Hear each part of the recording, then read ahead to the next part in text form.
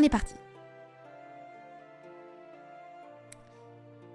Je suis très heureuse de commencer aujourd'hui du coup et de vous parler de la création d'Arda, Lenulindale. Alors vous inquiétez pas, si jamais vous êtes totalement néophyte et que vous connaissez rien du tout à l'univers, vous allez apprendre plein de nouveaux termes. Mais je suis là pour vous tenir la main et pour que vous compreniez absolument tout. Alors oui, les alertes, c'est ce qu'on va faire, c'est vrai. On va éviter que ça cache trop. On va les mettre sur le coin quand même. Ça va pas gêner si on les met ici. Là, attendez, on va les mettre ici, comme ça. Et au pire, vous savez quoi? On va les réduire un tout petit peu. Tac. C'est juste pour pas que ça gâche non plus tout. Mais ici, ça devrait pas non plus trop poser de problème. Bref. Et la malade, on la laisse. On la laisse. Pas de problème. Aujourd'hui, du coup, je vais vous parler d'une œuvre immense de notre très cher Tolkien. Et je peux pas ne pas commencer par vous parler de lui-même, de cet auteur. C'est impossible, il faut vraiment que je vous en parle et que vous compreniez un petit peu qui c'est. Notre très cher Tolkien qui, grâce à lui, on a une œuvre juste incroyable et magnifique. Il y a un film qui se trouve sur Amazon Prime qui peut être très bien, qui relate très bien toute son histoire. Je vous ai mis l'affiche, voilà, c'est toute l'histoire de Tolkien. Honnêtement, je l'ai vu et c'est vraiment très plaisant, donc n'hésitez pas à y aller. Et c'est aujourd'hui le lancement, je commence tout juste instinct, tout juste. Dit qu'on est désassisté. Oui, vous êtes un petit peu désassisté. Mais en gros, voilà. Il faut absolument que je vous parle de Tolkien. C'est un écrivain, un poète, un philologue, un essayiste, bref, tout ce que vous voulez. C'est également même un professeur d'université. Mais vraiment, ce qui le caractérise, c'est la langue. La langue, en fait, c'est un amoureux des langues. Il adore jouer avec les mots, il adore même en inventer. Et en fait, il est très connu pour ça, notre Tolkien. Il est connu pour inventer plein de langues. Peut-être que vous ne le savez pas, mais il a inventé toute la langue des elfes. On peut parler elfique, on peut même parler nain, on peut parler plein de langues, il a tout inventé et c'est ça qui le rend juste incroyable. Et même lui, il le dit, c'est l'une de ses plus grandes œuvres. Et en fait, il a mis toute sa vie à apprendre des langues parce qu'il est philologue et donc il s'intéresse également aux récits mythologiques nordiques. Voilà, il s'est beaucoup inspiré de mythes nordiques, mais également latin. Vous allez le voir aujourd'hui que beaucoup également. On fera pas mal de petits parallèles. Mais en tout cas, forcément, il raffole d'histoires de chevaliers, d'elfes et de fées. C'est ce qui a bercé toute son enfance. Pour lui, vraiment, la langue, c'est le pilier d'une société. Et c'est pour ça qu'il y porte énormément d'importance. En fait, aussi, il y a autre chose. Si vous voulez vraiment comprendre Tolkien, il y a autre chose que vous devez retenir. C'est qu'il adore la musique. Il adore la musique, il adore tout ce qui est un petit peu mélodieux. Il adore tout ce qui est chantant. Et en fait, il s'exprime principalement au début. En fait, il n'a pas tout de suite écrit des livres. Vous savez, les livres qu'on connaît, là, les livres un petit peu, voilà, le Silmarillion. Bon, alors, j'ai également l'autre édition et tout ça. Il n'a pas tout de suite écrit ces livres-là. Il a d'abord écrit de la poésie, tout simplement. En fait, comme je vous ai dit tout à l'heure, il aime jouer avec les mots. Il adore associer des syllabes. Il adore... En fait, pour lui, les mots, ça a un pouvoir. Le pouvoir des mots. On peut exprimer tellement de choses de différentes manières et il y porte vraiment beaucoup d'importance. C'est un peu le premier rappeur. Hein. Non, mais vraiment, je rigole, mais il y apporte tellement d'importance que dans son œuvre de Tolkien, donc dans Le Seigneur des Anneaux et dans tout ce que je vais vous raconter, les mots et la musique a une part hyper importante. On peut supposer que ça l'est venu de sa famille parce que son grand-père était musicien, donc c'est peut-être l'une des raisons. Il y a autre chose aussi, peut-être que vous ne le savez pas, mais qui est bon à savoir, c'est que Le Hobbit, c'est une œuvre pour enfants, d'accord? Le Hobbit, c'est une œuvre pour enfants. Et c'est tout simplement parce que, ok, il écrivait des poésies qu'il publiait de temps à autre, Et puis, c'est quelqu'un quand même, c'est un papa, il a des enfants et à ses enfants, il leur racontait pas mal de petites histoires et souvent, il racontait des histoires à ses enfants pour, les consoler parce que soit ses enfants s'étaient blessés quelque part ou ils avaient perdu un jouet et donc tu Tolkien qui leur racontait plein de petites histoires pour les rassurer ou bien juste pour leur donner une petite leçon, pour leur donner une morale. Bref, il racontait plein d'histoires à ses enfants. Plein d'histoires, tellement que même à Noël, il se faisait passer par le Père Noël, il écrivait une lettre à ses enfants. Bref, vraiment, il écrit des œuvres pour les enfants. Un jour, ça lui est venu en disant je raconte une histoire très régulièrement à nos enfants, ça serait peut-être intéressant que je la publie. Et donc, il publie Le Hobbit. Et là, Le Hobbit, ça a un succès juste incroyable. Ça prend, mais vraiment, ça a un énorme succès. C'est tellement grandiose que ses éditeurs vont essayer de le pousser pour qu'il écrive une autre œuvre en disant mais vas-y, continue, c'est trop bien. Donc là, t'as Tolkien qui se dit ah bon, les gens ils aiment ça, super. Et ça fait quand même des dizaines d'années en fait que Tolkien il écrit une langue elfique. Il invente tout ça et pour cette langue, selon lui, ça a besoin d'un lore en fait pour que la langue ait un véritable intérêt. Donc, il a écrit justement le Silmarillion, c'est-à-dire un petit peu la Genèse, la Bible, si tu veux, de Tolkien. Il a écrit ça, donc c'est plein de détails très compliqués, avec plein de noms, enfin, bref. Et donc, il propose à son éditeur. Son éditeur, il le lit et puis il dit c'est pas trop ça ce qu'on nous demande. En fait, ce qu'il faudrait plutôt, c'est une suite du Hobbit, tu vois. Ça, c'est compliqué quand même. Donc, t'as Tolkien qui revient chez lui qui dit ok, bon, je vais écrire la suite. Et c'est là où il va écrire en fait ce que vous connaissez et ce qui a fait la trilogie de Peter Jackson, c'est-à-dire Le Seigneur des Anneaux. Voilà, avec notre bel Aragorn, Gandalf, tout ce que vous voulez, la communauté de l'anneau. Bref, ça a pu voir le jour. Et en fait, il a continué un petit peu à écrire et personnellement, voilà, c'était le Silmarillion, faut vraiment voir ça comme une œuvre très personnelle où il écrit tout un univers. Et c'est une œuvre posthume, voilà, parce que ce sont ses enfants qui publieront le Silmarillion quand il sera mort, donc bien plus tard. C'est son fils Christophe, il me semble, qui a regroupé tous les écrits, toutes les notes de son père et qui en a fait un bouquin. Et il a essayé au mieux, en fait, de nous partager toute son œuvre. Qu'est-ce que c'est que le Silmarillion? Et en fait, c'est une œuvre hyper importante. Et souvent, il y a des gens qui me posent des questions, qui me disent « Écoute, Presséa, moi j'ai envie de me lancer dans ces œuvres et de les lire. Je dois commencer par quoi ?» Et en fait, il y a deux réponses à ça. La première réponse, moi je vous dirais de commencer par le Hobbit. Pourquoi ? Parce que c'était une œuvre pour enfants.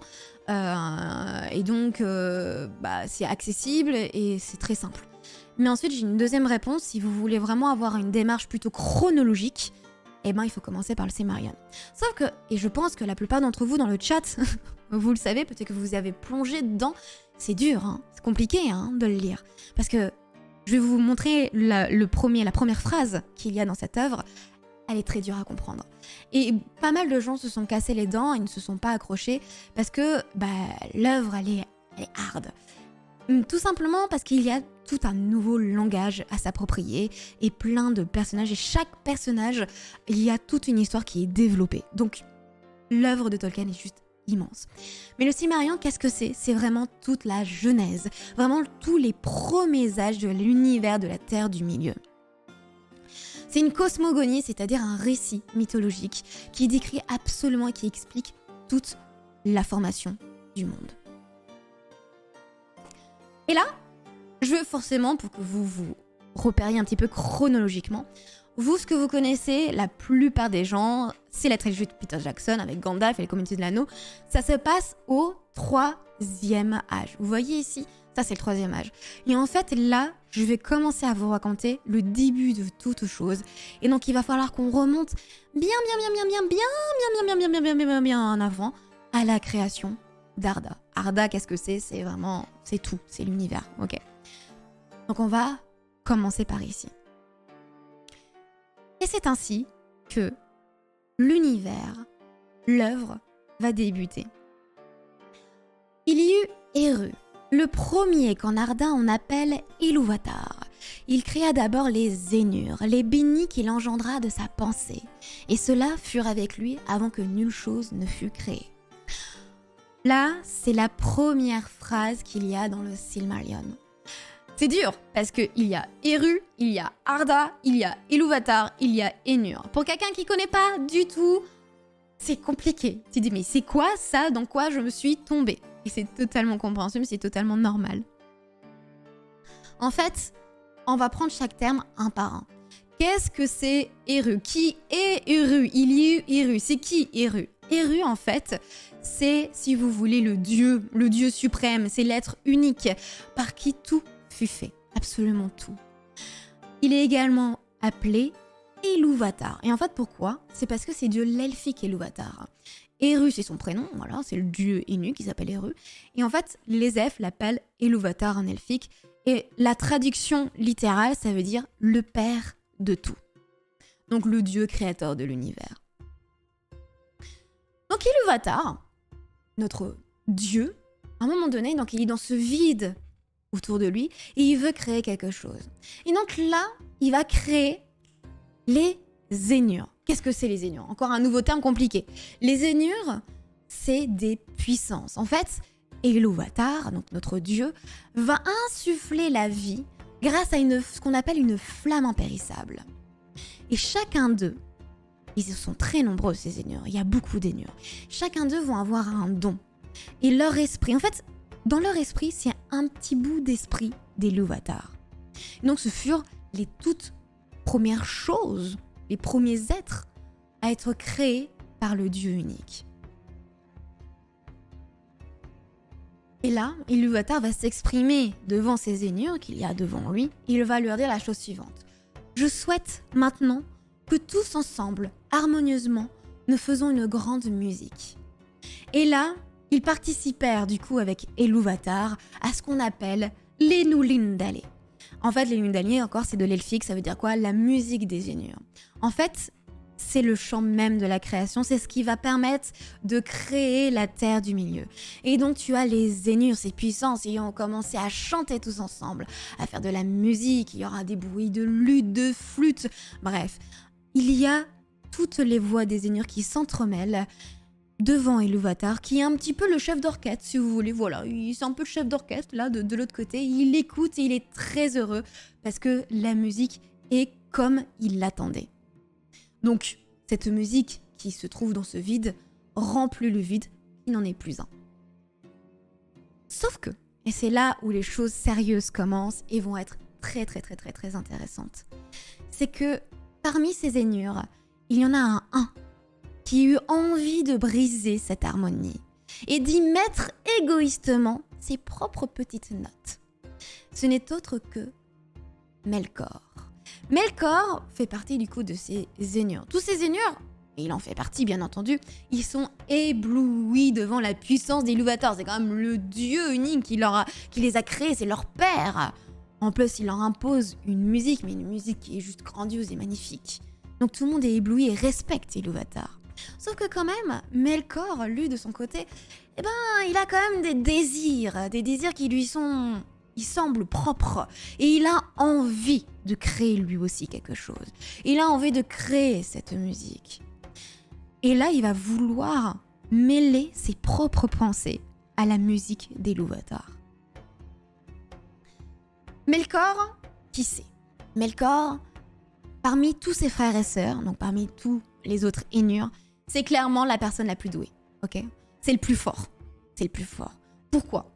Parce que si tous ont un don parmi les Ainur, lui, il les a tous. Il les a tous en lui. Et en plus de ça, il avait ce fameux désir de création. Donc, à un moment donné, il va se dire, ok, je vais partir un petit peu à l'écart et je vais aller chercher moi-même le feu qui est à l'origine de tout. Vous savez, le feu qui insuffle la vie. Donc, il va partir et il va traverser ce vide et à la recherche de cette flamme impérissable. Sans succès. Sans succès, il ne la trouve pas du tout.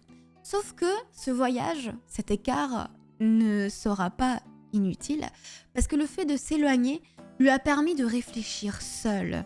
Et donc cette solitude lui a permis également de concevoir des pensées à part et différentes de celles de ses frères et sœurs. Donc il va revenir voir ses frères et sœurs qui sont toujours en train de faire cette magnifique musique. Et là, Melkor va commencer à lui aussi chanter et à leur proposer une autre musique. Et là, ses frères et sœurs, ils se retournent, ils le regardent, ils l'écoutent. Et là, ils sont un petit peu perturbés, ils sont des oreilles, ils entendent autre chose de totalement différent. Et là, il commence à y avoir une discordance, une disharmonie parce qu'il y a deux musiques qui jouent en même temps. Iluvatar, bien entendu, perçoit et voit et entend. Continue un petit peu d'écouter ce qui se passe. Puis à un moment donné, il en a un petit peu assez de cette cacophonie, donc comme un père vraiment bienveillant devant ses enfants qui sont un petit peu turbulents, il va sourire avec bienveillance. Il va lever sa main gauche. Et la musique, le thème va tout de suite s'arrêter pour en proposer un autre, encore plus joli que le premier. Vraiment magnifique. Et du coup, les Ainur commencent à chanter, à faire de la musique, il n'y a aucun souci. Mais le corps, lui, il est têtu, il a encore envie de continuer. Donc, il arrive et il va s'attaquer également à ce deuxième thème. Là, Iluvatar commence à s'agacer. Il dit, bon, je vais arrêter une première fois, une deuxième fois, ça commence à bien faire.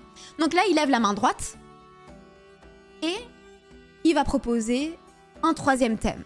Un troisième thème, pareil, vraiment joli. Sauf que là, il y a deux musiques qui vont s'affronter.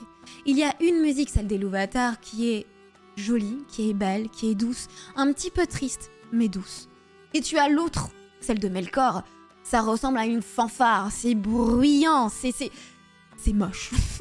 Mais c'est bruyant. On dirait juste une grosse fanfare avec plein de tambours. Là, t'as Iluvatar qui ne peut plus supporter ce vacarme plus longtemps. Du coup, il se lève, il devient effrayant. Il va lever les deux mains. Et là, la musique s'arrête. Et Iluvatar va dire la chose suivante.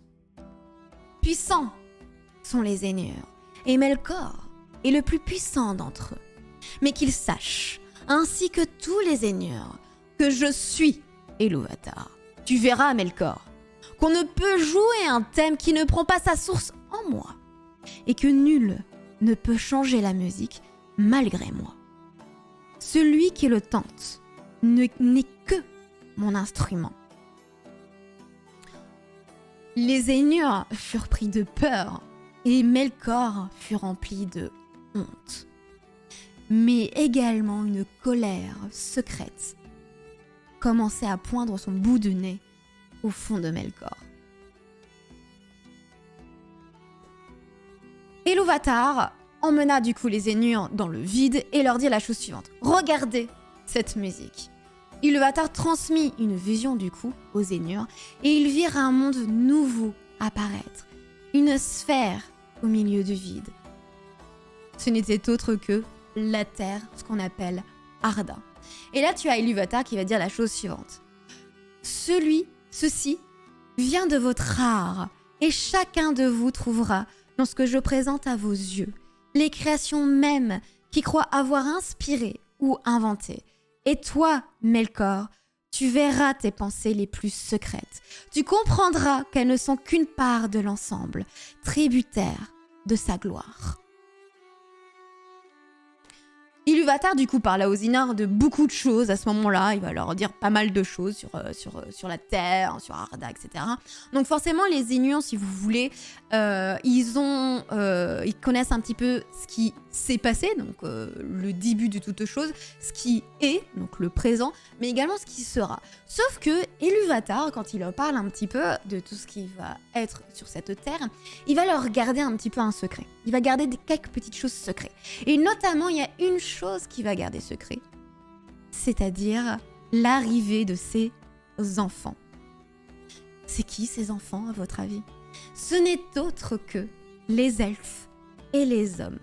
En effet, à un moment donné, tu as les Ainur qui se penchent, voilà, qui regardent cette vision et qui vont voir sur cette terre, sur Arda, arriver des hommes et des elfes. Donc ils vont être éblouis, ils vont être stupéfaits, ils se disent mais qu'est-ce que c'est? C'est trop bien, mais c'est quoi là ça, ces petites choses là qui sont sur la terre et qui se baladent? Et là du coup tu as Iluvatar qui dit je vous présente mes enfants, les elfes et les humains, c'est-à-dire les premiers-nés. Et là tout de suite les Ainur vont tomber amoureux de ces enfants. Ils vont tout de suite les adorer, ils vont vouloir les protéger et les côtoyer.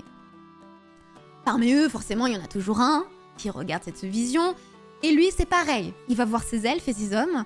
Et là, il aura une envie. Pareil. Il leur se dira, ok, moi, ce que j'ai envie, c'est de les soumettre.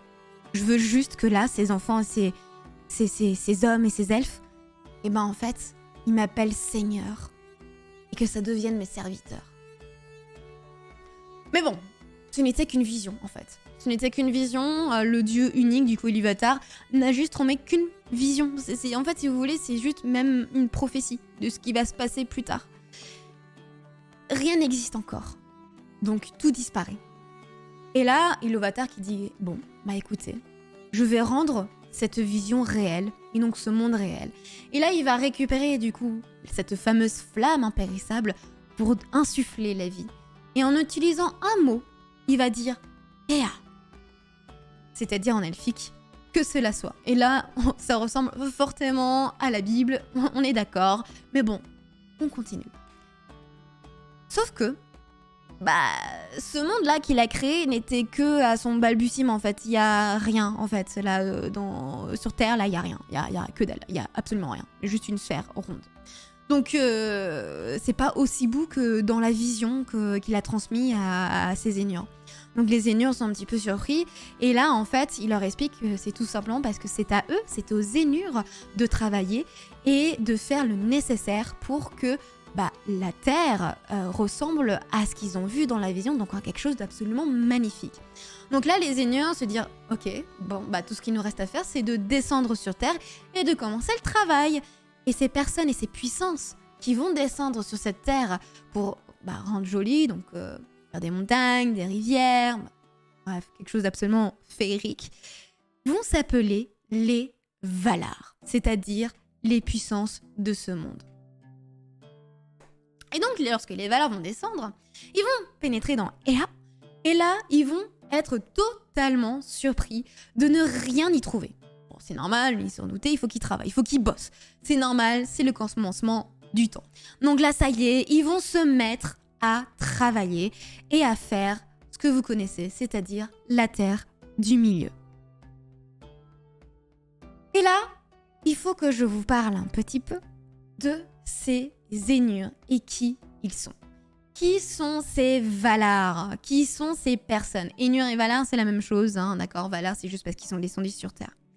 Il y a au total 14 Valar et un Valar qui s'appelle Melkor, mais bon, on le met souvent à côté parce que, bon, on oppose souvent les Valar et Melkor, mais voilà. En tout cas, au total, ils sont 15. Ok, 15. Il y a qui parmi eux? Et là, ça ressemble beaucoup à la mythologie gréco-romaine.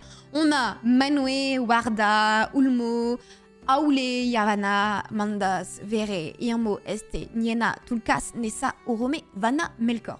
Ça, c'est trop bien. Si vous voulez faire chier un fan de Tolkien, vous lui dites « Cite-moi les 15 Valar, hein, les 15 Ainur qui sont descendus sur Terre. » Voilà, juste pour qu'on rigole. C'est très très dur de se souvenir de tout le monde. Bref, il y a 7 Valar hommes et il y a 7 Valar femmes. Okay, et il y a Melkor. Encore une fois, on le met de côté parce que c'est un chieur, vous avez commencé un petit peu à le comprendre. Et je fais un big up, bien entendu, à notre Melkor TV national qui est dans le chat. Donc, comme je l'ai dit tout à l'heure, il faut savoir que les Valar, on leur a transmis un petit peu des pouvoirs spécifiques. Voilà, ils ont des spécificités, ils ont des domaines également de prédilection. Et en plus, ils vont être secondés par des serviteurs, ce qu'on appelle des Maillards. Et ça, les Maillards, vous allez être surpris dans pas longtemps, on en parlera, pas tout de suite parce que je vous apprends plein de choses, ça va être difficile de tout retenir. Donc, chaque chose en son temps, mais retenez qu'ils sont comme serviteurs des Maillards. Mais on en parlera plus tard. Tout d'abord, vraiment concentrons-nous sur les Valar. Les Valar, il y en a plein. Il y en a plein.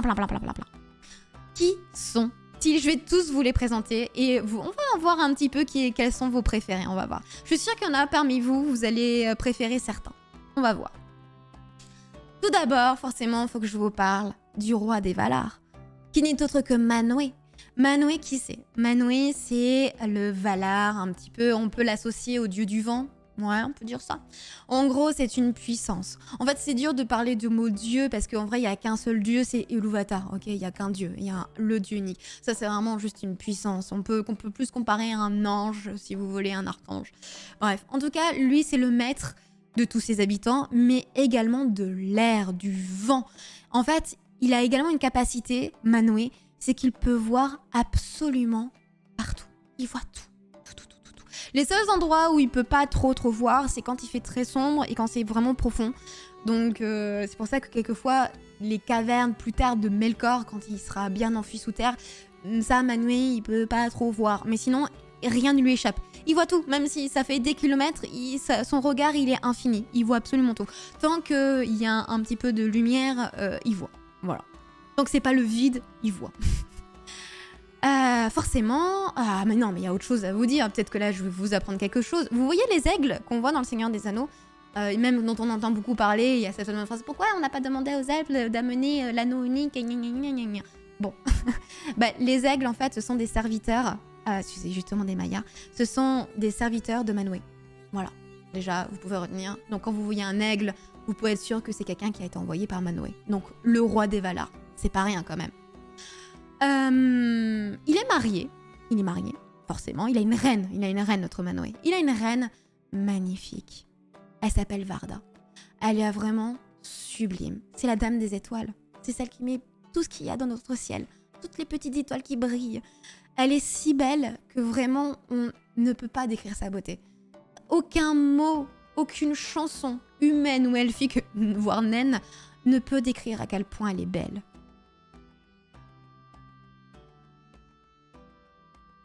Ulmo. Il faut que je vous parle d'Ulmo. Là, Ulmo, vous commencez à dire « Ah, dis donc, il ressemble fortement à Poséidon. » Oui, vous avez raison. Ulmo, c'est un petit peu le seigneur des eaux. S'il parcourt tous les cours d'eau, les mers, il ne reste jamais au même endroit. Il vient aussi très rarement au Conseil des Valar. En fait, c'est plutôt un Valar un petit peu isolé. Il reste souvent dans ses mers et dans ses océans, fleuves et rivières. Mais c'est très rare qu'on le voit participer à des conseils, seulement quand c'est grave. Voilà. En plus, ce Valar, il a vraiment pas de chance parce que c'est peut-être le Valar qui... va le plus aider les humains et les elfes. C'est celui qui... Enfin, tous sont très attachés, d'accord ? Mais lui, il va être très attaché aux humains et aux elfes. Peut-être, je dirais, Ulmo, c'est peut-être l'un des Valar... Ils sont tous intelligents, mais lui, il va être très conscient et très futé. Et de temps en temps, il va vraiment aider les elfes et les humains. Il va y avoir pas mal d'interventions de ce Valar au cours de l'œuvre et vous le verrez, on en reparlera très souvent. Sauf qu'en fait, il est tellement effrayant que beaucoup de personnes le fuient. Quand il apparaît, quand il revêt sa forme physique, en fait, il ressemble à une énorme vague humaine et beaucoup de personnes fuient à sa vue. C'est vraiment comme un énorme torrent qui va s'abattre clairement sur, je sais pas, sur la plage ou sur la ville. Donc, il fait peur. Mais bon. Heureusement qu'il est là parce que, comme je vous dis, il est absolument aussi un petit peu partout, il traverse tous les cours d'eau et tout, donc forcément il est au courant de beaucoup de choses et il fait un petit peu l'espion par Manwë, même si Manwë aussi voit pas mal de choses. On a deux autres personnes. Ah oui, et puis Ulmo, alors je ne sais pas, mais il est célibataire. Donc si jamais dans notre chat vous voulez vous marier ou sortir avec Ulmo, il est célibataire, je tiens à vous le dire. Bref, mais on va parler sinon de Aulë. Aulë, on a une autre personne. Aulë, c'est le Valar qui ressemble un petit peu à Vulcain et Héphaïstos, voilà, dans la mythologie gréco-romaine. Vous savez, ça c'est le dieu de la forge. Bah lui, c'est le maître forgeron. Le maître forgeron qui va sculpter le relief de la terre du milieu. Il va faire les montagnes, ce qu'il y a dans la terre, dans les roches, c'est-à-dire les pierres, l'or, l'argent ou le mithril, ça lui appartient, c'est lui qui a créé. Et même, il est plus que ça, Aulë, et c'est une chose, un stream qu'on verra plus tard, on ne va pas en parler aujourd'hui, mais c'est pour vous donner un petit peu, mettre l'eau à la bouche, c'est que Aulë est à l'origine de la création des nains. Parce que ce que je vous ai dit tout à l'heure, c'est que les premiers enfants là qui vont apparaître sur Terre, ce sont des hommes et des elfes. Mais il n'est pas du tout question de nains. Hein. Les nains, non, il n'y en a pas. Pareil, les hobbits, il n'y en a pas. Hein. Et non, non, non. Non, non, non, non, non. Et normalement, il ne devrait pas y en avoir, en fait. Tout simplement, il devrait y avoir que des elfes et des humains. Donc, on peut remercier Aolé. On peut remercier Aolé parce que c'est lui qui a créé les nains. Il a une femme également. Et pareil, sa femme, un petit peu jalouse, s'est dit moi aussi, j'ai envie de créer quelqu'un. Donc, c'est elle qui a créé les Ents. Vous savez, ces grosses créatures-là, un petit peu, ces arbres-là, un petit peu humanoïdes. Bah, c'est elle. Voilà. Elle a créé les Ents. Voilà, elle a copié un petit peu son mari, mais pareil, on en parlera plus tard. Yavanna, qui c'est un petit peu celle qui apporte les fruits. C'est la déesse, c'est la maîtresse de la faune et de la flore. Elle adore les plantes, elle a créé de merveilleuses fleurs, de merveilleux arbustes. Bref.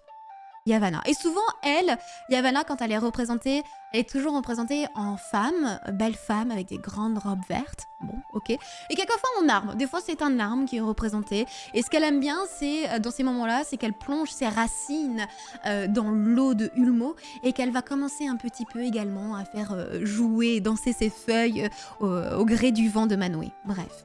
Elle est connectée avec tout le monde. Elle a fondé Nature et Découverte. En fait, Yavanna est sponsorisée par Nature et Découverte si jamais. Hein, voilà. Absolument. On a d'autres personnes. C'est pas fini, hein, c'est pas fini. Je vous ai dit, il y a 15 Valar. Donc, je vais tous vous parler. Hein, je vais parler des 15 Valar, ok? Donc, vous allez devoir vous accrocher. Et je vous dis, vous allez devoir retenir en plus.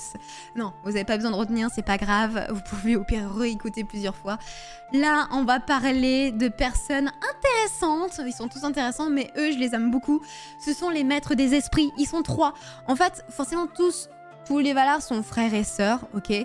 Mais eux, ils sont vraiment décrits comme étant vraiment frères et sœurs, en fait. C'est 3 personnes qui sont très associées parce que ce sont les maîtres des esprits. Ils sont un petit peu dans le même domaine, d'accord? Dans le même domaine de prédilection. Je vais vous parler, en fait, de ces 3 frères et sœurs qu'on appelle les Feantori. Les Feantori, parmi eux, on a Mandos, on a Lorien et on a Nienna. Bon, ça, ce sont les 2 frères et la sœur. Ok, mais d'abord parlons de Mandos. Qui c'est Mandos? Eh bien Mandos, si vous voulez encore une comparaison, c'est un petit peu notre Hadès. Oui, c'est ça, c'est Hadès, le dieu des enfers. Bah voilà, Mandos, c'est le gardien de la maison des morts. Voilà. C'est celui qui, en fait, convoque les âmes tuées. Et il a une pièce où il a toutes les âmes tuées. Et aussi, il a une petite particularité, ce Mandos, c'est que, il connaît un petit peu, certes, le passé, mais il sait un petit peu aussi ce qui va se passer à l'avenir. Il a une vision un peu plus grande de ce qui sera. Plus, en tout cas, que ses frères et sœurs. Sauf si, bien entendu, le dieu unique ne lui permet pas de le savoir. Voilà, parce que Ilúvatar, également, il peut avoir quelques petits secrets. Ok, comme par exemple Tom Bombadil. Voilà. C'est un grand juge aussi, c'est un petit peu celui qui fait l'avocat de tous ses frères et sœurs, tu vois. Quand t'as un problème, c'est lui qu'on appelle. C'est-à-dire, écoute, j'ai un compromis, j'ai une difficulté, j'ai un compromis de vente à faire, hein, tu veux venir? Bon, bref, on appelle Mandos. En vrai, dès qu'il y a un problème de jugement, Mandos est là et c'est celui qui juge. Voilà. Et là, son marteau, il frappe, il dit non, toi tu pars dans ma prison. Allez, c'est parti. Ça marche bien, il a un endroit fait pour les âmes. Et il a également une femme. Il a une femme, il s'est marié avec Véré. Véré, c'est la fileuse. Elle, bon, son pouvoir est pas foufou, mais c'est quand même assez intéressant, surtout qu'elle va avoir un impact bien plus tard qui est quand même assez intéressant. Véré, c'est une femme qui coud. Voilà, elle coud, elle tisse. Mais elle tisse pas n'importe quoi, en fait, elle tisse tout. Voilà, c'est sa passion. Elle coud absolument tout. En gros, dès qu'il se passe quelque chose dans la Terre du Milieu, un événement, une histoire, une bataille, elle coud. Elle coud. Et elle fait absolument... Enfin, il n'y a rien qui lui échappe. Voilà, c'est vraiment... Si un jour vous faites quelque chose de honteux dans votre vie, sachez qu'elle l'a cousu, d'accord? Oui, hier, elle a vu ce que t'as fait. Ouais, je suis désolée, elle a vu ce que t'as fait. Ça y est, c'est tapissé. Voilà, c'est affiché dans le palais des Valar. À un endroit, il y a toi en train de faire ce que t'as fait hier. Désolée. On va aller voir le frère de Mandos. Le frère de Mandos, encore quelqu'un qui fait partie des maîtres de l'esprit. On a Lorien. Lorien, Lorian, c'est le maître des visions, le maître des rêves. Voilà, c'est celui qui gère un petit peu les rêves un petit peu de tout le monde. Et lui, il vit dans les jardins de la Lorienne. Bon, forcément, du coup, c'est un nom éponyme, voilà. Et on lui a donné le nom dans l'endroit où il est. Waouh, super. Bon, bref, il s'occupe vraiment des rêves et il a une femme, Esté, qui est très douce, vraiment, Esté la douce même qu'on l'appelle. Et en fait, elle soigne. Elle est douée un petit peu dans tout ce qui est médical, voilà. Elle arrive à soigner un petit peu tout le monde. Et c'est pour ça que les Valors, ils aiment beaucoup venir chez eux, hein, parce que c'est très beau là-bas, ils vivent dans un super gendarme magnifique. Et c'est là où, en gros, peut-être que vous avez une petite puce à l'oreille en disant « Tiens, Lorian, ça me dit quelque chose quand même ce terme. Est-ce qu'il n'y aurait pas Galadriel qui a essayé de faire un jardin plus tard chez elle qui ressemble à la Lorienne un petit peu Et oui. En fait, tout simplement, Galadriel aura vécu un temps avec ses Valar et elle a été, comment dire, elle est très attachée en fait à cet endroit et elle voudra absolument en fait le recréer. Voilà, il y a un terme voilà qui ressemble fortement, ok? Et la troisième, c'est Nina. Voilà, Nina, bah elle c'est un petit peu la sœur également, elle est célibataire, mais vous me direz si elle vous intéresse. C'est la sœur Fiantori et bah voilà, elle vit seule et en fait elle souffre beaucoup et elle pleure beaucoup. Voilà, en fait elle pleure tellement parce que Melkor il est méchant. Voilà, c'est vraiment et c'est pas gentil d'être méchant. Vraiment, et elle pleure dès que Melkor fait une bêtise, elle pleure. C'est vraiment voilà. Non mais en fait c'est juste dès qu'il y a quelque chose d'horrible qui se passe en Terre de Milieu, elle fond en larmes, elle pleure beaucoup, elle a tout le temps des larmes qui coulent. Bon, voilà, c'est sa spécificité. Voilà, je sais pas si vous l'appréciez, mais elle a dû beaucoup chialer. Ouais, elle a pas mal pleuré, ouais. Elle continue de pleurer, hein. Pareil, dès qu'elle vous voit faire quelque chose de méchant, vous la rendez très triste, Niena. Voilà, c'est ça, hein. C'est ce que vous pourrez dire à vos enfants, c'est dire « Arrête d'être méchant, tu fais pleurer Niena !» Bah c'est un petit peu ça. Un petit peu ça. Là, on va parler de Oromé. Oromé, il est classe, il est cool, Oromé. Oromé, c'est un grand chasseur, un petit peu, voilà, le dieu de la chasse.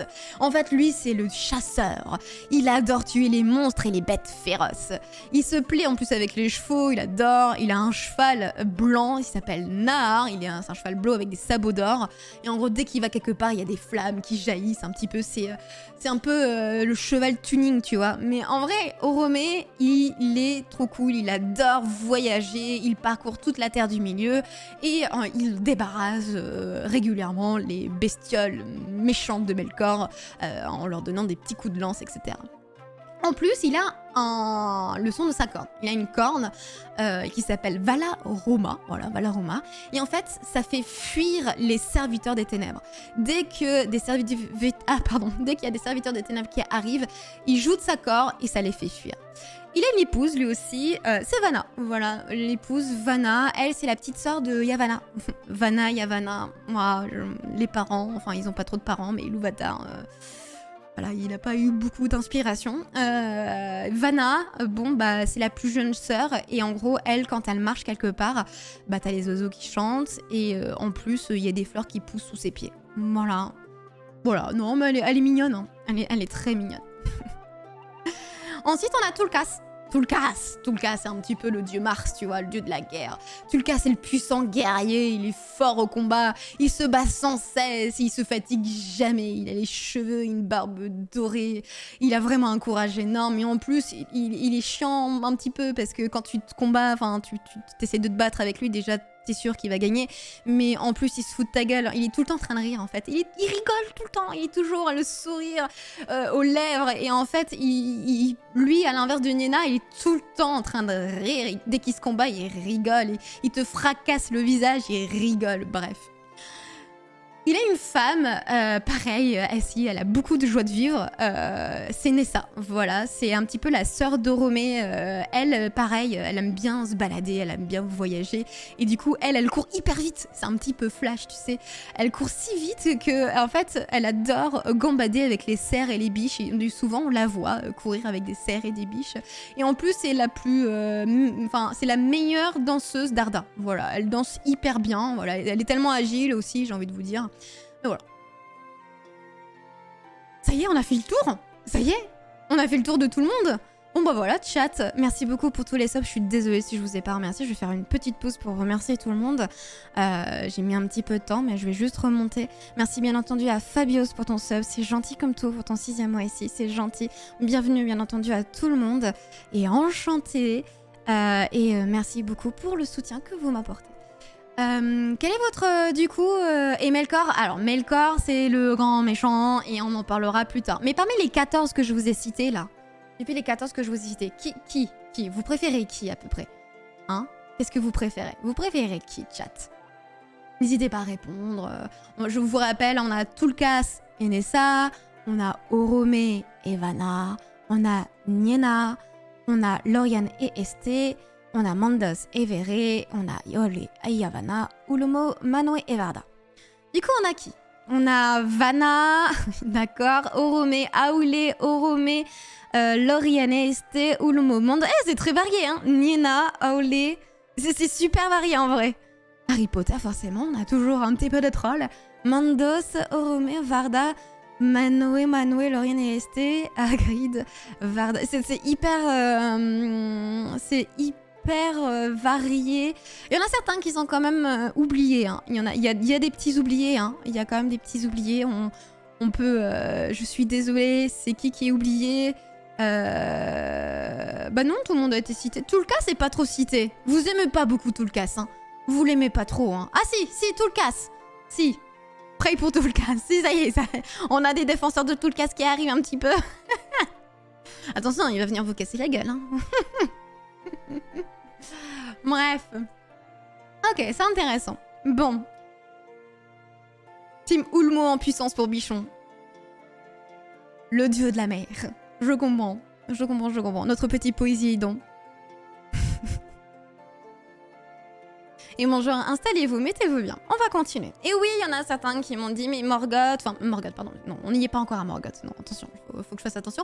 Là, tout d'abord, on est à Melkor. Melkor,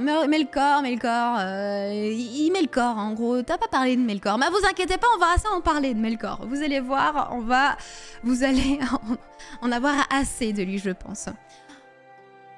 Donc tous ces Valar là que je vous ai cités, vous avez vu un petit peu leur spécificité, donc forcément ils sont arrivés sur Terre où il n'y a rien, donc ils commencent à travailler. Bon, c'est surtout, parmi les Valar que j'ai cités, il y en a 3 qui vraiment font le boulot. C'est Manwë, Aoulé et Ulmo. C'est un petit peu logique, Manwë il s'occupe de l'air, Aoulé il s'occupe de la terre et Ulmo il s'occupe de l'eau. Bon, c'est assez logique, mais c'est eux qui font vraiment la plus grosse part du boulot. Sauf que bah Melkor il est là pas loin, il regarde tout ce qui se passe. Et lui ce qu'il veut, il veut se mêler à tout ça et faire ça selon ses désirs. Et du coup, il va commencer à allumer des grands feux partout. Voilà, juste pour embêter un petit peu ses frères et sœurs. Parce que pourquoi, hein, tout simplement, bah Melkor, il a envie de convoiter la Terre. Déjà, il a envie de soumettre les enfants d'Ilúvatar quand ils vont apparaître. Et en plus, il veut devenir le roi des Valar, d'accord? Sauf que bah non, c'est Manwë le roi des Valar. Donc t'as Manwë qui va dire, elle va mettre un stop à Melkor en disant bon non, t'arrêtes de nous embêter, nous on travaille, soit tu nous aides, soit tu fais rien. Et là, Melkor, forcément, il va y avoir une petite discordance, un petit conflit entre Melkor et les Valar. Donc forcément, c'est là où la première des guerres naquit. Avant même que, en fait, s'achève la création même d'Arda, avant même qu'il y ait montagnes et rivières, il y a eu une guerre qui a opposé tous les Valar à Melkor. Vous vous rendez compte? Et ça prouve à quel point quand même Melkor est puissant, hein. Parce que pour que tous les Valar s'y mettent pour lutter contre Melkor, faut le faire, hein. Surtout que bah, Melkor a le dessus. Peut-être pas facilement, mais il a le dessus quand même. Pour vous dire, c'est que quand les Valar édifiaient des terres, Melkor les détruisait. Quand il creusait des vallées, Melkor les comblait. Quand il élevait des montagnes, eh ben, il les abattait. Il faisait le lit des océans et Melkor les dispersait. Bref, rien ne pouvait se créer sur cette terre. Rien. Donc forcément, à un moment donné, on a Tulkas. On peut l'acclamer dans le chat. On peut appeler Tulkas. Il va arriver. Tulkas. Quand forcément, il va entendre le vacarme. Il va entendre Melkor qui embête ses frères et sœurs pendant qu'il crée Arda. Donc il va descendre sur Arda, il va rire à gorge déployée, et là, il va se jeter à corps perdu dans la bataille. Forcément, Melkor, déjà, il déteste Tulkas, parce que Tulkas est trop joyeux, il rigole trop, ça l'insupporte. Donc, en plus, bon, il sait qu'il, même s'il est puissant, Melkor, Tulkas, c'est quand même le dieu de la guerre. Enfin, le dieu de la guerre, c'est pas un dieu, mais c'est le maître de la guerre, c'est le maître du combat, donc... au corps à corps, on peut dire que c'est chaud quand même. Donc, Melkor, il va partir très vite et il va aller dans les ténèbres. Voilà, dans le vide, il va partir très loin, il va se terrer quelque part. Ouf, ça y est, les Valar, ils sont enfin tranquilles, ils vont pouvoir continuer leur boulot et créer un petit peu tout ce qu'il y a autour. Et là, t'as Yavanna qui descend et qui arrive et qui se dit « Ah, bah, très bien, bah, super, vous avez fait du bon boulot, ouais, d'accord, il y a des océans, il y a des rivières, très bien, très bien, très bien. Bon, bah écoutez, moi j'ai inventé des petites plantes, voilà, j'ai inventé des petites graines, par-ci par-là, des petites fleurs et tout, et je suis assez fière de moi, enfin, j'aimerais bien pouvoir les planter par-ci par-là, donc vous permettez, hein, je commence à faire des petits trous de droite à gauche. Donc ça y est, elle met ses petites graines un petit peu partout pour pouvoir pousser des arbustes, des herbes et tout. Sauf qu'elle a besoin d'une chose. Bah, elle a besoin de lumière, c'est normal, hein, les plantes. J'imagine que pour la plupart d'entre vous, vous êtes allés en SVT, enfin vous êtes allés en cours. Les plantes, ça a besoin de quoi? Ça a besoin d'un petit peu de lumière et un petit peu d'eau. Bon, de l'eau, il y en a, ok, c'est bien. Pour la pollinisation, c'est bien aussi, il y a de l'air, mais il n'y a pas de lumière. Parce qu'il faut vous dire qu'au moment où ils créent tout ça, à ce moment-là, c'est la pénombre en fait. Il n'y a rien, il fait nuit noire, c'est les ténèbres en fait, c'est très très sombre. Il n'y a rien. Il y a un peu Varda également qui a fait quelques petites étoiles, mais voilà, mais sinon c'est la nuit. C'est tout le temps la nuit en fait, il n'y a rien. Donc forcément, là, t'as Yavanna qui va voir son mari. Elle va voir le dieu de la forge, du coup, Aulé.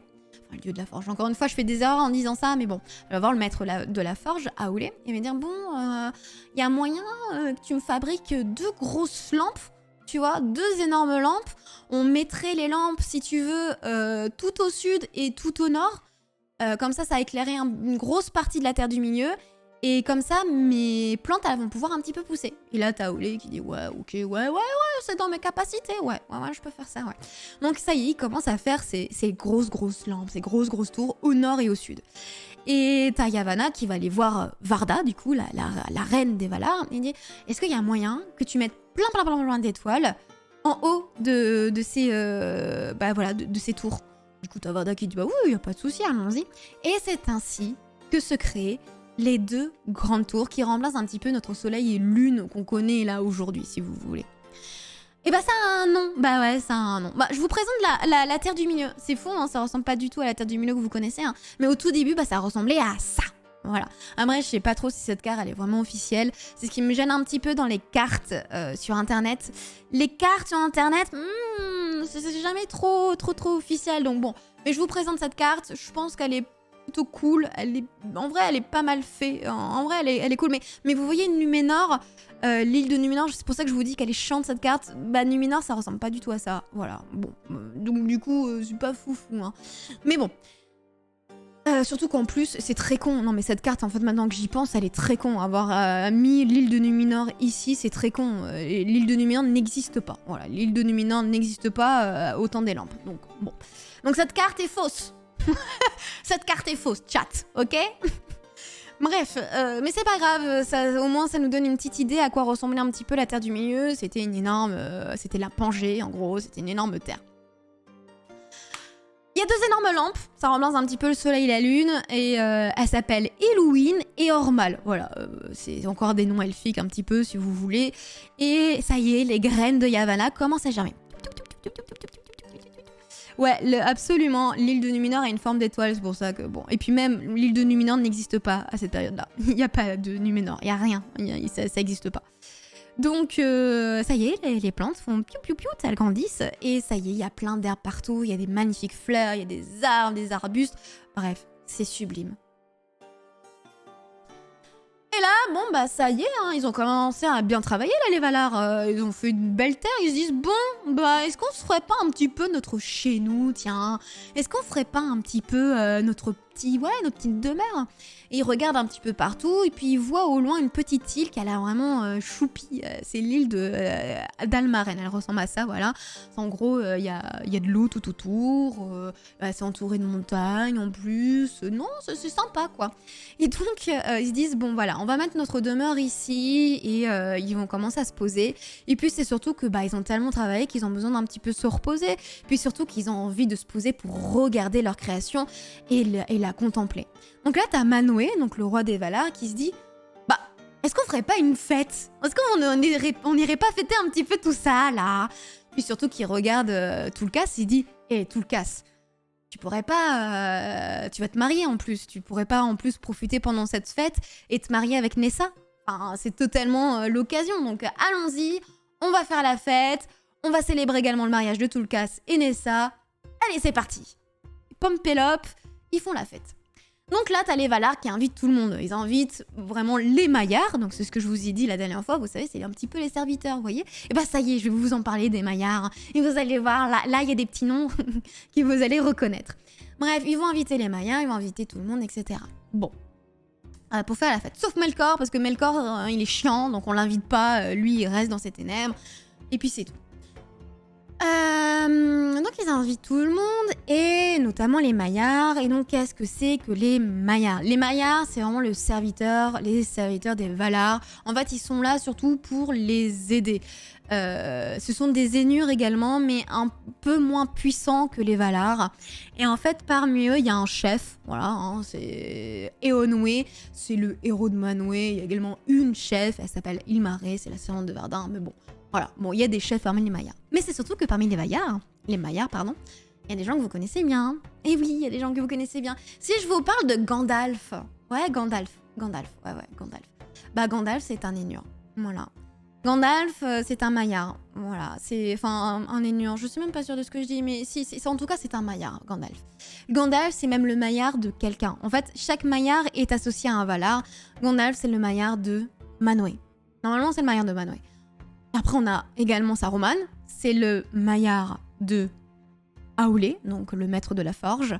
On a également Radagast, que vous connaissez. C'est le Maillard de Yavanna, donc celle qui s'occupe des plantes, de la faune et de la flore. Est-ce que c'est étonnant? Non, ce n'est pas étonnant. Mais après, on a quelqu'un d'autre qui est intéressant. On a Sauron. Sauron, écoutez, au début, c'était le Maillard du maître de la forge. Sauf que Sauron va se faire pervertir. Voilà. Il va se faire pervertir par, du coup, Melkor. Melkor, en fait, va charmer pas mal de Maillards à son service. Et du coup, un jour, Sauron, il va arrêter de servir à Aulë et il va aller servir Melkor. Voilà. Voilà, je vois des gens qui le disent très bien dans le chat. En effet, c'est Mairon. J'ai préféré mettre le nom que tout le monde connaît pour que ça soit très accessible. Mais en effet, Sauron ne s'appelait pas ainsi au tout début, mais bon. En tout cas, Sauron, en fait, va servir Melkor. Pour juste vous préciser un petit peu pour les Maillards, ok, les Maillards, en fait, servent un Valar, et en fait, ils servent un Maillard qui leur ressemble un peu. Par exemple, on a Ulmo, qui a plein de Maillards. On a AOC, Salmar et Winen. En fait, c'est des Maillards qui sont plus ou moins en rapport avec l'eau. Donc, c'est logique, ils servent Ulmo, ok. Et c'est pareil pour d'autres.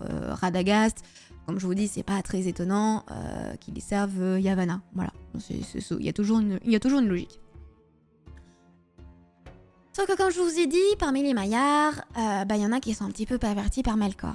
Donc, t'as Sauron, et comme d'autres, et c'est pas le seul, ils ont reçu cette invitation de la fête.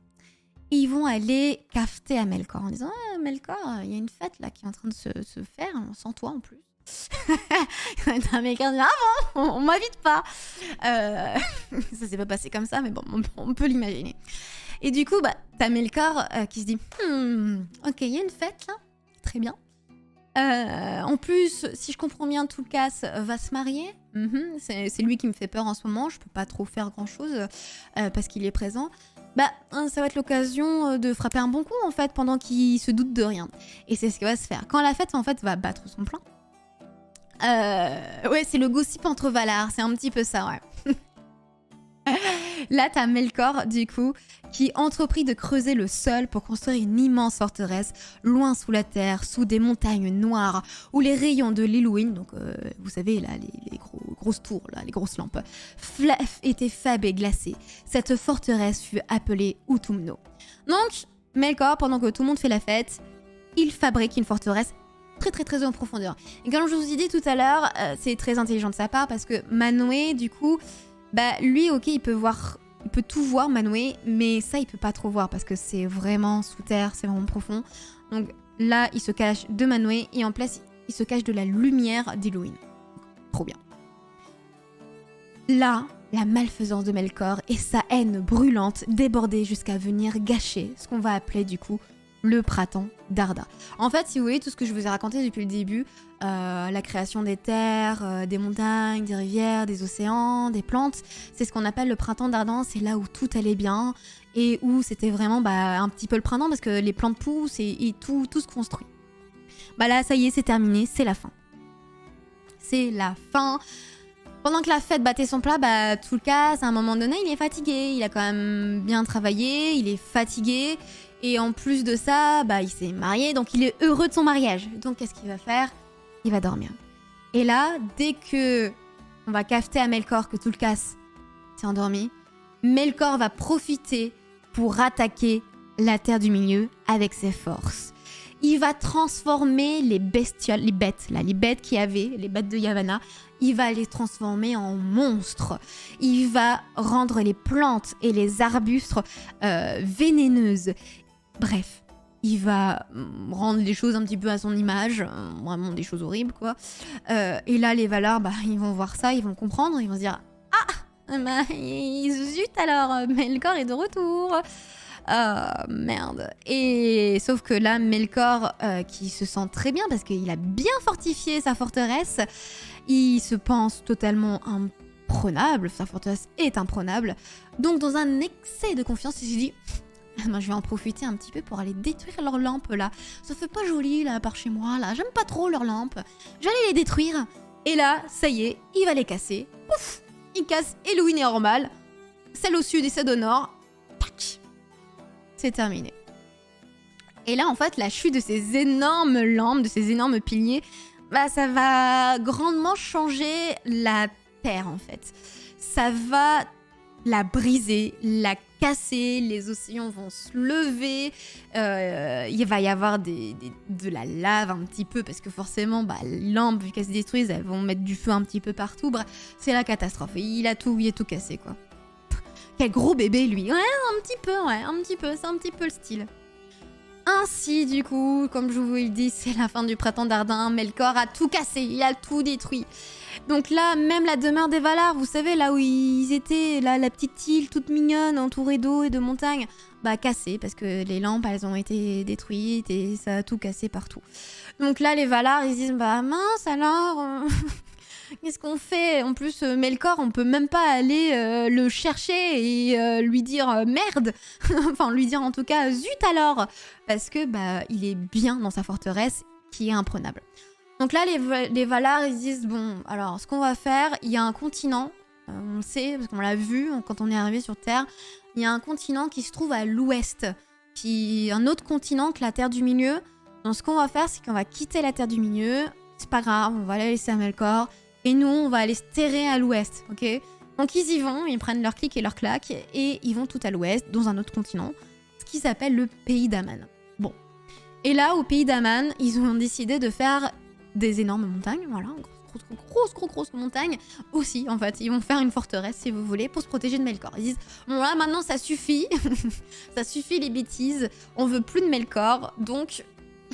On forme une énorme... Vous savez, c'est comme au collège, vous savez, quand il y a un contrôle et que vous mettez un énorme classeur là pour empêcher votre camarade de copier.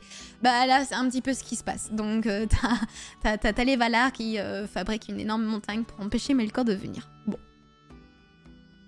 Donc là, je vais vous faire un petit peu de géographie, parce que c'est toujours bien de pouvoir se repérer. Là, je préfère cette carte.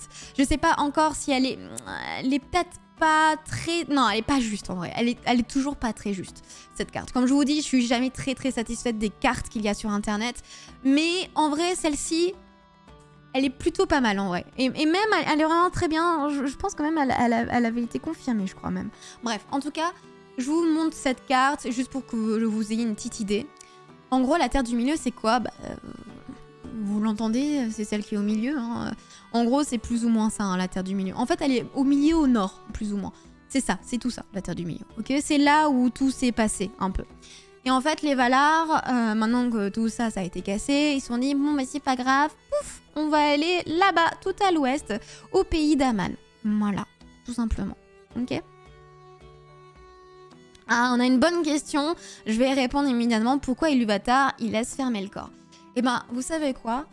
Je vais revenir tout en arrière.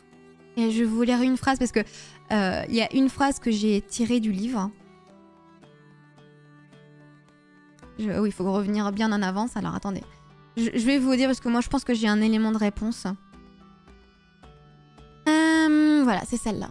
C'est à un moment donné, tu as Ilúvatar qui a dit quelque chose à Melkor, qui lui dit « Tu verras, Melkor, qu'on ne peut jouer un thème qui ne prend pas sa source en moi, et que nul ne peut changer la musique malgré moi. » Et ensuite, il va dire autre chose à Melkor, il va lui dire « Et toi, Melkor, tu verras tes pensées les plus secrètes, tu comprendras qu'elles ne sont qu'une part de l'ensemble et tributaire de sa gloire. » Et en fait, bon, ça porte beaucoup à interprétation, ces phrases. Moi, je l'interprète ainsi, je sais pas si c'est vrai ou pas, mais en fait, Ilúvatar, oui, il laisse Melkor faire parce que, en fait, tout ce que fait Melkor est important pour justement la gloire de ce monde.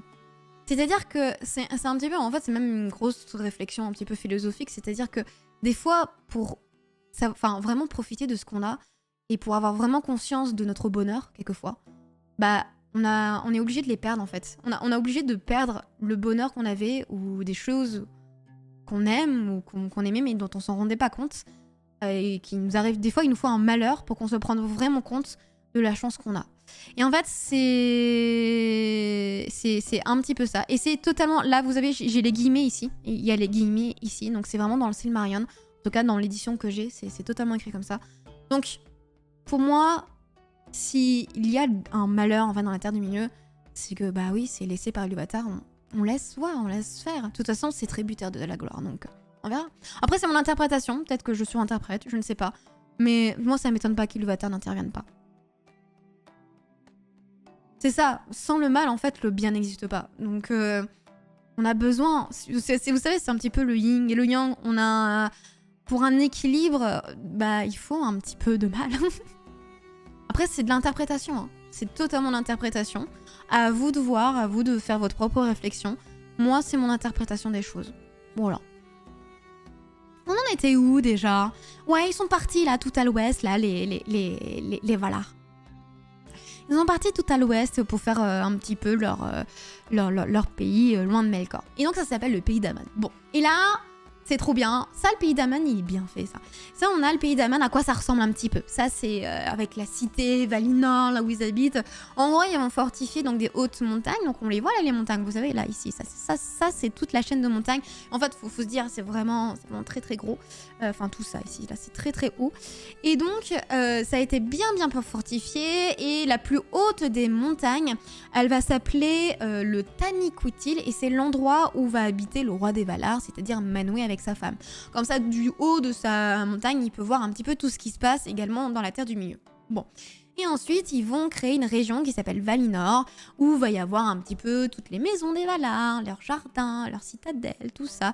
Et en fait, ils vont amener toutes les belles choses qu'ils ont créées en Terre des Milieux à Valinor, et voilà, pour refaire un petit peu leur petite tambouille, comme ils l'entendent, et ils vont vivre heureux au pays d'Aman. Ça va vraiment être la paix chez eux, il n'y aura aucune maladie, les créatures vont pouvoir vivre sans jamais tomber malade, et en plus c'est pareil, il n'y a rien ne se fane, bref, c'est le paradis sur Terre.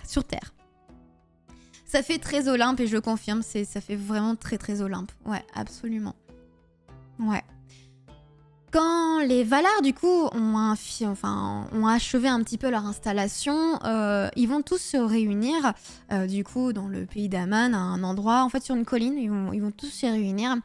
Et là, t'as Yavanna qui se trouve un petit peu sur cette colline et qui va bénir la terre et elle va commencer à chanter. Yavanna va commencer à chanter et non loin, t'as Niena qui va s'asseoir sur l'herbe et est-ce que c'est étonnant? Elle va commencer à pleurer. Elle va commencer à pleurer beaucoup, beaucoup, beaucoup. Et là, en fait, pendant le chant d'Yavanna et pendant les pleurs de Niena, t'as 2 petites pousses fragiles qui vont commencer à pousser. Là, tout le monde reste silencieux. Il y a tout s'arrête. Il n'y a plus aucun chant d'oiseau, il n'y a rien. Juste, il y a 2 pousses qui commencent à poindre leur bout de son nez sur la colline. Et là, Yavanna va continuer à chanter. C'est le seul bruit qu'on entend. Et petit à petit, les pousses vont grandir et vont venir s'épanouir. Et là, il y a certainement la chose la plus belle qu'a pu porter la Terre du Milieu, enfin, en tout cas, tout Arda, c'est-à-dire les 2 arbres de Valinor. Les 2 arbres de Valinor, c'est des arbres très importants. Peut-être que vous dites, oh, c'est pas important de parler d'arbres. Si, c'est important. Ces 2 arbres, ce sont vraiment l'emblème des Valar. C'est 2 arbres, un arbre qui s'appelle Telperion et un autre qui s'appelle Laurelin. Et en fait, Telperion, c'est un arbre qui a des fleurs, des fleurs, on va dire, où t'as la rosée qui se pose dessus, qui est absolument inépuisable. Et en fait, ça a une lumière un petit peu argentée et les feuilles, elles brillent comme de l'argent. C'est juste sublime. Et c'est un petit peu l'équivalent de notre lune, on peut dire. Et on a Laurelin qui, elle, c'est un arbre où en gros, c'est des feuilles qui sont bordées d'or. Et en fait, les fleurs qui se balancent, on dirait que c'est des petites flammes dorées qui illuminent l'arbre. Et en gros, c'est Laurelin. Et ces 2 arbres sont un peu, oui, l'équivalent de notre soleil et de notre lune. Et ça éclaire tout le pays d'Aman. Okay, mais ça éclaire que le pays d'Aman. Donc la Terre du Milieu reste encore dans les ténèbres et dans la pénombre. Il fait encore très très sombre là-bas. Mais par contre, au pays d'Aman, il y a de la lumière. C'est juste sublime, c'est magnifique. Ça éclaire le visage, c'est grandiose.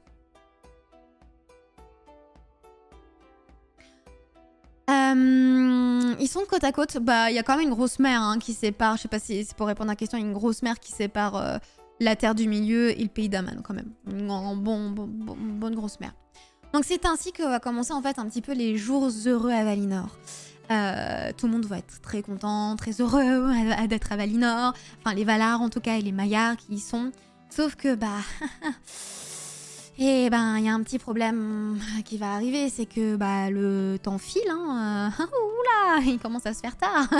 Le moment où les enfants d'Ilúvatar va arriver.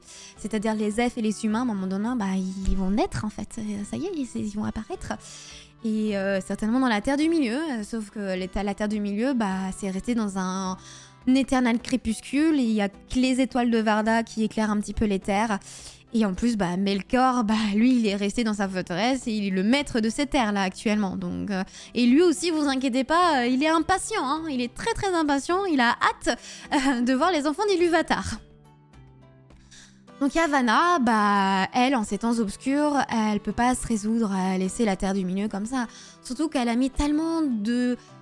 elle a tellement travaillé, elle a tellement mis de graines et de plantes sur ces terres qu'elle se sent obligée d'y aller de temps en temps en cachette un petit peu. Et pour soigner un petit peu ces plantes qui ont été perverties par Melkor, elle va essayer la plupart, elle va essayer aussi de les endormir.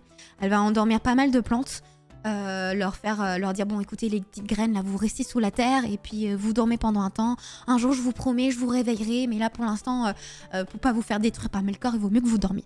Bon, bref, en tout cas, c'est ce qu'elle fait. Elle essaie d'un petit peu protéger ses plantes. Mais en même temps, le fait de se balader un petit peu dans la Terre du Milieu, elle voit ce que fait Melkor de la Terre du Milieu et c'est vraiment horrible, quoi. Donc, de temps en temps, elle va revenir à Valinor, donc au pays d'Aman, et elle va dire à ses frères et sœurs bon, est-ce qu'on pourrait pas faire quelque chose là? Faudrait vraiment qu'on déloge Melkor là, c'est plus possible. Pareil, on a quelqu'un d'autre qui va régulièrement sur la Terre du Milieu, c'est Oromé. Oromé, bah, c'est un petit peu, vous savez, je sais pas comment dire, mais le seigneur de la chasse, tu vois. Bah, Oromé, lui, il adore la chasse, donc forcément, il va pas tuer en plus des animaux de Yavanna, là, il va tuer des bêtes, des monstres de Melkor. Donc, il vient avec son cheval Nahar, sur les terres du milieu, il court, avec sa lance, et pouf, il va tuer toutes les créatures de Melkor, enfin en tout cas il essaye d'en tuer le plus possible, et en plus de ça il a sa corne, donc il joue un petit peu de son corps là, et hop, il éloigne un petit peu les ombres maléfiques de Melkor. Donc lui aussi il voit toutes ces créatures, il voit ce qui se passe. Donc un jour, bah, ça arrive quand même assez régulièrement, les Valar se réunissent un petit peu en conseil pour parler. Et souvent les Valar ils sont troublés, surtout quand ils entendent les témoignages de Yavanna et de Oromé, pour leur dire bah, ce qui se passe un petit peu en Terre du Milieu. Et t'as Yavanna qui un jour va prendre la parole au conseil et va leur dire la chose suivante. Ô vous, les puissants Dardins, la vision d'Iluvatar fut brève et trop tôt disparue. Nous ne pouvons prédire au jour près le moment qui doit venir. Mais soyez-en sûrs, l'heure approche. Bientôt notre espoir sera comblé et bientôt les enfants vont s'éveiller. Laisserons-nous alors les terres qui leur sont destinées dans la désolation? Sous le règne du mal, les laisserons-nous dans les ténèbres quand nous sommes dans la lumière? Permettrons-nous qu'ils adorent Melkor comme roi alors que Manwë est là-haut sous le Taniquetil? Là, t'as tout le casse. Forcément, il s'écrie qui dit bah, que non! Mais ils sont vite en guerre. N'y a-t-il pas trop longtemps que nous nous reposons? Nos forces ne sont-elles pas revenues? Un seul réussira-t-il toujours à nous mettre en échec? Sauf que là, ok, les Valar un petit peu sont là, bah oui, allons-y, il faut qu'on aille un petit peu fâcher Melkor et reprendre la Terre du Milieu, mais t'en as un parmi les Valar, et c'est ce que je vous dis, il y en a un pas qui est un peu plus intelligent, mais qui sait plus de choses, parce qu'il est plus proche de la pensée d'Iluvatar. Ce n'est autre que Mandos, c'est celui qui gère un petit peu la caverne, là où il y aura les morts. Mandos, sous l'ordre bien entendu de Manwë, parce que Manwë c'est un petit peu le roi, donc lui aussi il sait un petit peu tout ce qui se passe, dit à Mandos de prendre la parole. Du coup Mandos prend la parole et dit la chose suivante. En vérité, la venue des enfants d'Iluvatar est pour bientôt. Mais ils ne sont pas encore là. De plus, il est ordonné que les premiers-nés feront leurs premiers pas dans les ténèbres et lèveront les yeux vers les étoiles. Dans le besoin, c'est Varda qu'ils invoqueront. Alors, la Varda, donc la reine des Valar, qui entend ça, va se lever du conseil, va contempler du coup le ciel. Elle voit un petit peu ses étoiles, elle en a mis quelques-unes et tout. Et là, elle va travailler. Elle va bosser. Non, mais elle va vraiment faire un énorme travail, le plus gros travail, l'un des plus gros travails d'Arda. Elle va récupérer, en fait, si vous voulez, la poussière d'or, la rosée d'or, d'argent qu'il y a sur Telperion, sur cette arme. Elle va tout récupérer. Et là, elle va commencer à faire des énormes constellations. Des grandes constellations, plein d'étoiles dans le ciel. Elle les met. Et ces constellations, en fait, c'est des messages pour les enfants d'Iluvatar, les premiers-nés. Et c'est ainsi, du coup, que les constellations sont créées. Et du coup, c'est demain, même heure, du coup, à partir de midi. Bien entendu, je lancerai mon stream un peu en avance, c'est-à-dire à 11h, pour parler un petit peu avec vous. Mais à midi, demain, même heure, il y aura, du coup, l'éveil des elfes. On va parler du moment où les elfes vont apparaître pour la première fois en Terre du Milieu, et également la captivité de Melkor. On va peut-être enfin capturer Melkor, là, l'emprisonner. Et ça sera demain.